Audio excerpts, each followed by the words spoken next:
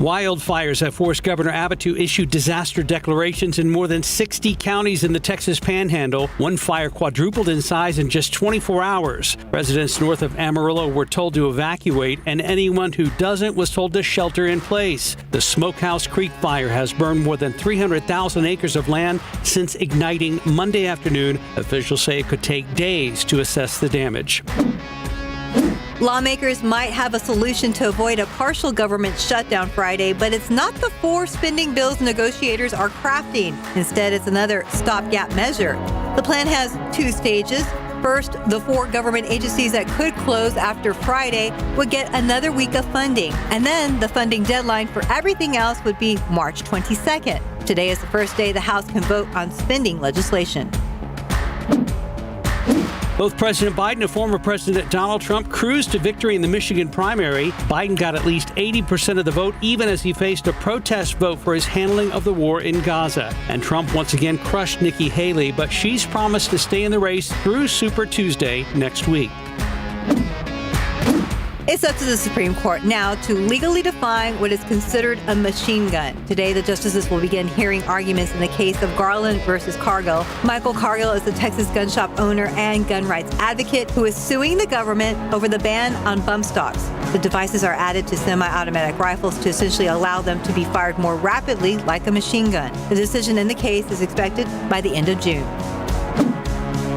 Toyota is recalling thousands of Tacoma pickups. The company says the truck's rear axle bolts can get loose and could potentially cause the axle to detach. The recall is for 2022 and 2023 model years. Owners are being advised to take their Tacomas to the nearest dealer to have the rear axle inspected. This comes on the heels of a separate Toyota matter where trucks and SUVs were recalled for moving forward while in neutral. Macy's is downsizing and refocusing. It will close 150 underperforming stores in the next 3 years. Of the 150 stores that are closing, 50 will close this year. Meanwhile, Macy's will open more small versions of the successful Bloomingdale's and Blue Mercury stores. It's not clear how this will affect the Macy's locations here in San Antonio or if any of them will be closed.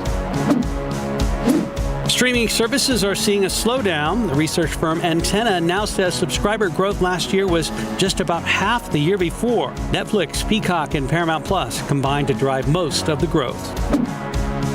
Walt Disney World is increasing ticket prices for next year. Among the increases are tickets for Animal Kingdom, which will be $119 next year, $10 more than this year. And tickets for Magic Kingdom will also be $5 more. There's also a $5 to $10 rise in many of the park hopper options.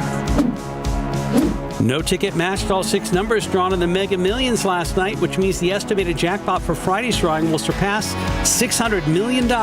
Mega Millions holds the distinction of being the only lottery game to have awarded 5 different jackpots worth more than $1 billion, and all in different states: Florida, South Carolina, Maine, Illinois, and Michigan. And that's today's 9 at 9. Keep up to date with all of San Antonio's top news, weather, and so much more by clicking the like and subscribe buttons below. And once again, thanks for watching KSAT.